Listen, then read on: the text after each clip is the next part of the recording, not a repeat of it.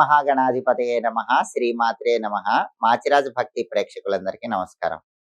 ఫిబ్రవరి 11వ తేదీ నుంచి ఫిబ్రవరి 20వ తేదీ వరకు మేషాది ద్వాదశ రాశులకి రాశి ఫలాలు ఎలా ఉంటాయో, ఈ 10 రోజుల్లో ఏ గ్రహాలు యోగిస్తున్నాయో, ఏ గ్రహాలు యోగించటం లేదో, యోగించే గ్రహాల ఫలితాలు రెట్టింపు చేసుకోవటానికి, యోగించని గ్రహాలు ఇచ్చే వ్యతిరేక ఫలితాలు తగ్గింపజేసుకోవటానికి ఎటువంటి పరిహారాలు చేసుకోవాలో, ఏ ఏ దేవాలయ దర్శనం చేసుకోవాలో, ఏ మంత్రాలు జపించుకోవాలో, ఏ స్తోత్రాలు చదువుకోవాలో, సకల దేవతా స్వరూపమైన గోమాతకు ఎలాంటి ఆహారం తినిపించాలో, ఈ 10 రోజుల పాటు మేషాది ద్వాదశ రాశుల వాళ్ళ భవిష్యత్తు ఎలా ఉండబోతుందో ఈ వీడియోలో మనం తెలుసుకుందాం.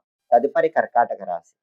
కర్కాటక రాశి వాళ్ళకి సూర్యుడు ఫిబ్రవరి 11 నుంచి ఫిబ్రవరి 20 మధ్యలో 7, 8 స్థానాల్లో సంచారం చేస్తున్నాడు. ఈ 2 సంచారాల్లో 7వ సంచారం మొదటి 2 రోజుల్లో చేస్తాడు. తర్వాత 8వ సంచారం తర్వాత 8 రోజుల్లో చేస్తాడు. అంటే మొత్తం 10 రోజుల్లో 7, 8 స్థానాల్లో సూర్యుడి సంచారం ఉంది. ఇది వ్యతిరేక ఫలితాలు ఇస్తుంది. కాబట్టి ప్రమోషన్ ప్రయత్నాలు ఆలస్యం అవుతాయి. ఆఫీస్ పాలిటిక్స్ పెరుగుతాయి. రాజకీయాల్లో అంతంత మాత్రంగా ఉంటుంది. తండ్రి వైపు బంధువుల వల్ల సమస్యలు వస్తాయి. ఆరోగ్యపరంగా కూడా అప్పుడప్పుడు ఇబ్బందులు ఉంటాయి. సూర్యుడు వ్యతిరేక ఫలితాలు ఇస్తున్నాడు. సూర్యుడిచ్చే వ్యతిరేక ఫలితాలు పోవాలంటే కర్కాటక రాశి వాళ్ళు నానబెట్టిన గోధుమలు బెల్లంతో కలిపి ఆవుకు తినిపించాలి. కేజింబావు గోధుమలు ఎర్ర వస్త్రంలో మూట కట్టి బ్రాహ్మణుడికి దానం ఇవ్వాలి. అలాగే సూర్యుడికి సంబంధించిన ఓం సవిత్రే నమః మంత్రం రోజు 12 సార్లు చదువుకోవాలి.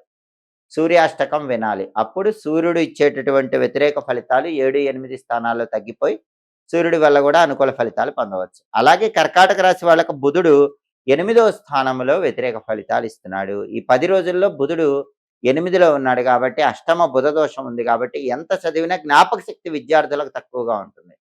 జ్ఞాపక శక్తి పెంచుకునే ప్రయత్నం చేయాలి. అలాగే నిరుద్యోగులు ఎంత బాగా ప్రిపేర్ అయినా ఇంటర్వ్యూలో లాస్ట్ రౌండ్లో ఫెయిల్ అయిపోయే అవకాశం ఉంది.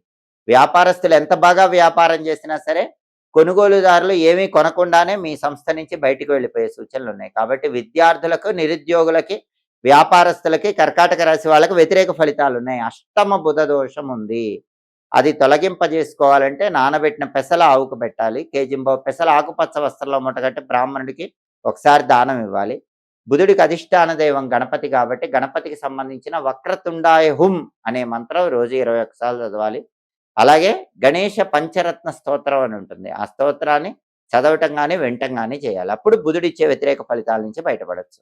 అలాగే కర్కాటక రాశి వాళ్ళకి శుక్రుడు 8వ స్థానంలో అనుకూలిస్తున్నాడు. 8వ స్థానంలో శుక్రుడు ఉండటం వల్ల వంశపారంపర్యంగా ఆస్తులు కలిసి వచ్చే సూచనలు ఉన్నాయి. అంటే తల్లిదండ్రుల నుంచి కానీ, తాత ముత్తాతల నుంచి కానీ, ఇంకా అంతకు ముందు కానీ ఏవైనా ఆస్తులు కలిసి రావాల్సి ఉన్నట్లయితే అటువంటప్పుడు ఆస్తులు కలిసి వచ్చే సూచనలు 8వ ఇంట్లో శుక్రుడి వల్ల కర్కాటక రాశి వాళ్ళకి ఎక్కువగా ఉన్నాయి. వంశపారంపర్య ఆస్తులు బాగా కలిసి వస్తాయి. డబ్బుకి ఎలాంటి లోటు ఉండదు. కళారంగంలో అనుకూలత ఉంటుంది. దాంపత్య జీవితంలో అనుకూలత ఉంటుంది. టెక్స్టైల్, లేడీస్ ఎంపోరియం, బొటిక్ లాంటి వ్యాపారాల్లో కూడా మంచి లాభాలు పొందగలుగుతారు. 8వ ఇంట్లో శుక్రుడు పూర్తిగా కర్కాటక రాశికి యోగిస్తాడు. అలాగే కర్కాటక రాశి వాళ్ళ కుజుడు 7వ స్థానంలో ఈ 10 రోజుల్లో వ్యతిరేక ఫలితాలు ఇస్తున్నాడు. కుజుడు 7వ స్థానంలో వ్యతిరేక ఫలితాలు ఇవ్వటం వల్ల ఏం జరుగుతుందంటే పెళ్ళిళ్ళు ఆలస్యం అవుతాయి. సంబంధాలు చేతి వరకే వచ్చి జారిపోతూ ఉంటాయి. ఆ సమస్యలు ఏవి లేకుండా ఉండాలన్నా, అలాగే ప్రాపర్టీస్ ఆస్పెక్ట్లో కూడా కొన్ని సమస్యలు ఉంటాయి. పార్ట్నర్షిప్లో రియల్ ఎస్టేట్ చేస్తే కూడా ఇబ్బందులు ఉంటాయి. అవన్నీ తొలగింపజేసుకోవాలన్నా కూడా నానబెట్టిన కందులు బెల్లంతో కలిపి ఆవుకు పెట్టాలి. కేజింబావు కందులు ఎర్ర వస్త్రంలో మూటగట్టి బ్రాహ్మణుడికి దానం ఇవ్వాలి. కుజుడికి అధిష్టాన దైవం సుబ్రహ్మణ్య స్వామి, లక్ష్మీ నరసింహస్వామి కాబట్టి సుబ్రహ్మణ్య స్వామి ఆలయ దర్శనం కానీ, నరసింహస్వామి ఆలయ దర్శనం కానీ చేసుకోవాలి. ప్రతిరోజు ఓం శరవణ భవాయ నమః అనే మంత్రం 21 సార్లు, ఓం నమో నారసింహాయ మంత్రం 21 సార్లు చదువుకోవాలి. సుబ్రహ్మణ్య అష్టకము, అలాగే లక్ష్మీ నృసింహ కరావలంబ స్తోత్రం, ఈ 2 కూడా తప్పనిసరిగా వినటం కానీ చదవటం కానీ చేస్తే అప్పుడు కుజుడిచ్చే వ్యతిరేక ఫలితాలు తొలగింపజేసుకొని అనుకూల ఫలితాలు పొందవచ్చు. కాబట్టి కర్కాటక రాశి వాళ్ళకి ప్రధానంగా రవి బలం లేదు, బుధుడి బలం లేదు, అలాగే కుజుడి బలం లేదు. కేవలం శుక్రుడి బలం మాత్రమే ఉంది.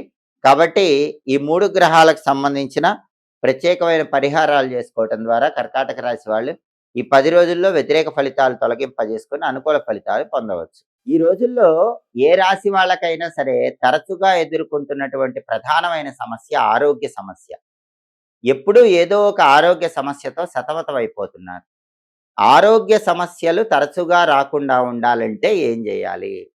వీలైనప్పుడల్లా మూగజీవాలకు ఆహారం వేస్తూ ఉండాలి. పక్షులకి, పావురాలకి గింజల ఆహారంగా వేయటం, మూగజీవాలైనటువంటి శునకాలకు ఆహారం పెట్టటం, ఇలా చేస్తూ ఉంటే చాలా వరకు ఆరోగ్య సమస్యల నుంచి బయటపడవచ్చు. అలాగే అన్ని ఆరోగ్య సమస్యలు పోగొట్టే శక్తి నువ్వుల దానానికి ఉంటుంది. ఎందుకంటే మనకి శాస్త్రాలు ఏం చెప్పినాయంటే, ఒక్క నువ్వులు దానం చేస్తే సమస్త వస్తువులు దానం చేసిన ఫలితం కలుగుతుందని శాస్త్రాల్లో చెప్పారు. అందుకే వీలైనప్పుడల్లా నువ్వులతో చేసిన పదార్థాలు గాని, కేజింబావు నల్ల నువ్వులు గాని, దేవాలయంలో పంతులు గారికి దానం ఇస్తే చాలా మంచిది. పంతులు గారెవరూ కూడా నువ్వులు దానం తీసుకోకపోతే, నువ్వులతో చేసిన పదార్థాలను దేవాలయం ప్రాంగణం లోపల గాని, బయట గాని, లేదా పని చేసుకునే వాళ్ళు ఎవరికైనా సరే మీ చేత్తో పంచిపెడితే కూడా ఆరోగ్య సమస్యల నుంచి బయటపడొచ్చు. అలాగే ఎలాంటి ఆరోగ్య సమస్యలున్నా వాటి నుంచి బయటపడి తొందరగా ఆరోగ్యం బావుండాలంటే జన్మ నక్షత్రం రోజు అన్నదానం చేయాలి. మీ జన్మ నక్షత్రం రోజు గాని, నామ నక్షత్రం రోజు గాని, పుట్టిన తిథి ఉన్న రోజు గాని అన్నదానం కనీసం 11 మందికి చేస్తే చాలా వరకు ఆరోగ్య సమస్యల నుంచి బయటపడొచ్చు. నువ్వులతో చేసిన పదార్థాలు పంచిపెట్టడం, అన్నదానం చేయటం ద్వారా చాలా వరకు అనారోగ్యాలు తొలగింపజేసుకొని ఆరోగ్య ప్రాప్తిని పొందవచ్చు. అలాగే సూర్యుడు ఆరోగ్య కారకుడు. కాబట్టి సూర్యుడి ద్వారా ఆరోగ్యం పొందాలంటే నానబెట్టిన గోధుమలు బెల్లంతో కలిపి ఆవుకు పెట్టడం, కేజింబావు గోధుమలు వీలైనప్పుడు ఎర్ర వస్త్రంలో కట్టి దేవాలయంలో పంతులు గారికి దానం ఇవ్వటం చేయాలి. అలాగే చండీ సప్తశతిలో మనకు ఒక శ్లోకం చెప్తారు. ప్రతిరోజు కూడా ఎవరైనా సరే ఒక గ్లాసులో నీళ్లు తీసుకొని ఆ నీళ్ల మీద అరచెయ్యి ఉంచి చండీ సప్తశతిలో చెప్పిన ఆ శ్లోకాన్ని 11 సార్లు చదువుకొని ఆ మంత్రించిన నీళ్లు తాగితే కూడా ఎటువంటి అనారోగ్యాలున్నా 41 రోజుల్లో ఆ అనారోగ్యాల నుంచి సులభంగా బయటపడవచ్చు. ఆ శ్లోకం ఏంటంటే, మాం భయాత్ సర్వతో రక్ష శ్రియం వర్ధయ సర్వదా శరీరారోగ్యం మే దేహి దేవదేవ నమోస్తుతే. ఇది శ్లోకం. శ్లోకం అందరూ జాగ్రత్తగా గమనించండి. మాం భయాత్ సర్వతో రక్ష శ్రియం వర్ధయ సర్వదా శరీరారోగ్యం మే దేహి దేవదేవ నమోస్తుతే. ఒక గ్లాసులో నీళ్లు తీసుకుని ఆ నీళ్ళ మీద ఈ 4 వేళ్ళు కూడా అరచేయి 4 వేళ్ళు తాకేలాగా ఉంచి 11 సార్లు ఈ శ్లోకం చదివి ఆ మంత్రించిన నీళ్లు ఇంట్లో వాళ్ళందరూ తాగండి. 41 రోజుల్లో చాలా వరకు అనారోగ్య సమస్యల తీవ్రతను తగ్గింపజేసుకోవచ్చు. అలాగే అనారోగ్య సమస్యల నుంచి బయటపడేసే శక్తి నిమ్మదీపాలకు కూడా ఉంటుంది. వీలైనప్పుడల్లా మంగళవారం కానీ, శుక్రవారం కానీ, ఆదివారం కానీ, రాహుకాలం ఉన్న సమయంలో దుర్గాదేవి ఆలయ ప్రాంగణంలో కానీ, లేదా గ్రామ దేవతల ఆలయ ప్రాంగణాల్లో కానీ నిమ్మదొప్పల్లో నువ్వుల నూనె పోసి కుంభవతులు వేసి దీపాలు వెలిగిస్తే ఈ నిమ్మ దీపాల వల్ల కూడా అనారోగ్య సమస్యలన్నీ తొలగింపజేసుకొని ఆరోగ్య ప్రాప్తిని సిద్ధింపజేసుకోవచ్చు. అలాగే ఆరోగ్యపరంగా శారీరక ఆరోగ్యానికి ఎంతటి ప్రాధాన్యత ఉందో మానసిక ఆరోగ్యానికి కూడా అంతే ప్రాధాన్యత ఉంది.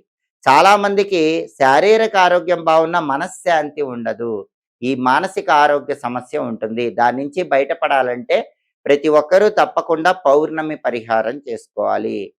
నిండు వెన్నెలలో పున్నమి వెన్నెల కిరణాలకు శక్తి ఉంటుంది. అందువల్ల పున్నమి రోజు వెన్నెల బాగా ప్రసరించే ప్రాంతంలో, అంటే చంద్రకిరణాలు పడే ప్రాంతంలో ఒక వెండి గ్లాసు ఉంచి ఆ వెండి గ్లాసులో పాలు పోసి ఆ పాలల్లో కొద్దిగా పటిక బెల్లం పొడి కలపాలి, మిశ్రీ పొడి కలపాలి. 10 నుంచి 15 నిమిషాలు చంద్రకిరణాలు పడే ప్రాంతంలో ఆ పాలు ఉంచి ఆ పాలు తాగాలి. ఇలా ప్రతి పౌర్ణమికి చేస్తూ ఉంటే క్రమక్రమంగా మానసిక అశాంతి తొలగిపోయి మానసిక ప్రశాంతత పొందవచ్చు.